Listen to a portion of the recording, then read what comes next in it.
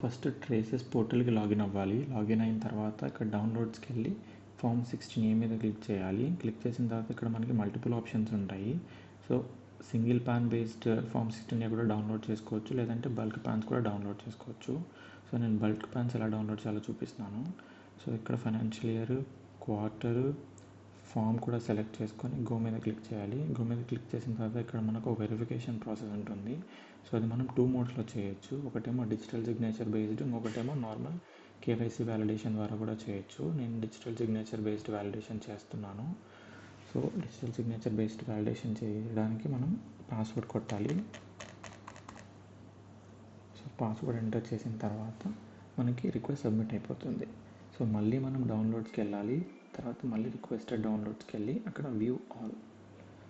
So ఇక్కడ multiple request కనిపిస్తున్నాయి, ఎందుకంటే నేను మల్టిపుల్ టైమ్స్ రిక్వెస్ట్ పెట్టాను. సో మనం ఆల్రెడీ ఇక్కడ అవైలబుల్ ఉన్న ఫైల్కి వెళ్తున్నాము. సో మనం వన్స్ సబ్మిట్ చేసిన తర్వాత it will take 4 to 5 hours అనమాట ఇది అవైలబుల్ అవ్వడానికి. సో వన్స్ సబ్మిట్ చేసిన తర్వాత ఇది అవైలబుల్ కనిపిస్తుంది. సో నేను ఇక్కడ ఒకటి సెలెక్ట్ చేసుకొని HTTP డౌన్లోడ్ మీద క్లిక్ చేస్తున్నాను. సో దాని తర్వాత ఇది డౌన్లోడ్ సెక్షన్కి వెళ్ళిపోతుంది. సో దాని తర్వాత మళ్ళీ మనం ఏం చేయాలంటే సో సేమ్ డౌన్లోడ్స్కి వెళ్ళాలి. రిక్వెస్టెడ్ డౌన్లోడ్స్ మీద క్లిక్ చేస్తే ఇక్కడ click here to download utility ఉంటుంది. సో అక్కడ క్లిక్ చేసిన తర్వాత వెరిఫికేషన్ కోడ్ ఎంటర్ చేయాలి. దాని తర్వాత these are all the Java utilities అనమాట. సో ఇప్పుడు మనం ఫామ్ 16Aకి PDF కన్వర్టర్ కోసం చూస్తున్నాం కాబట్టి this is the form 16A PDF converter. So ఇది క్లిక్ చేయాలి. నేను వీడియో పర్పస్ కోసం నేను ఆల్రెడీ డౌన్లోడ్ చేసి పెట్టాను. So this is the Java utility.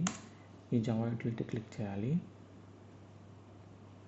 So ఇదేంటంటే ఈ యూటిలిటీ ఓపెన్ అయిన తర్వాత కొంతమందికి ఈ proceed button and cancel button కనపడదు. సో ఆ proceed button and cancel button కనపడడానికి మీరు డిస్ప్లే సెట్టింగ్స్కి వెళ్ళాలి. డిస్ప్లే సెట్టింగ్స్కి వెళ్ళిన తర్వాత ఇక్కడ ఏదైతే ఈ స్కేల్ ఉందో ఇది మీరు 100% కానీ 125% కానీ పెడితే కనిపిస్తుంది. సో లేదు అప్పటికి కూడా కనపడకపోతే సో 125%, 100% పెట్టి ఈ యూటిలిటీని ఒక్కసారి క్లోజ్ చేసి మళ్ళీ ఓపెన్ చేయండి, మీకు కనిపిస్తుంది. సో నెక్స్ట్ నేను ఇక్కడ ఫామ్ 16A ఇందాక జిప్ ఫైల్ ఏదైతే డౌన్లోడ్ చేసుకున్నామో అది సెలెక్ట్ చేసుకుంటున్నాను. సో దాని తర్వాత ఇక్కడ మీరు కంపెనీ టాన్ నెంబర్ ఎంటర్ చేయాల్సి వస్తుంది. ఇక్కడ అంటే ఎక్కడైతే ఆ ఫామ్ 16 డౌన్లోడ్ చేయాలనుకుంటున్నారో అక్కడ పెట్టుకోవాలి.